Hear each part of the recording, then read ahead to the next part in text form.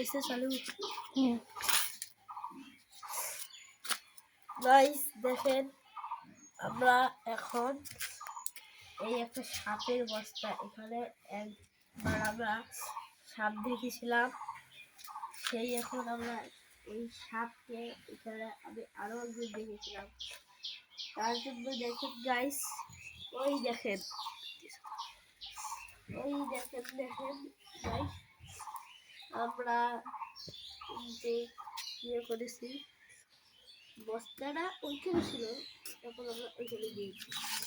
আমরা এখানে একটু ঘুরি দেখি, দেখতে পারি সাপটাকে, দেখতে পারি দেখি তো নেই, সাপটা তো নেই এখানে।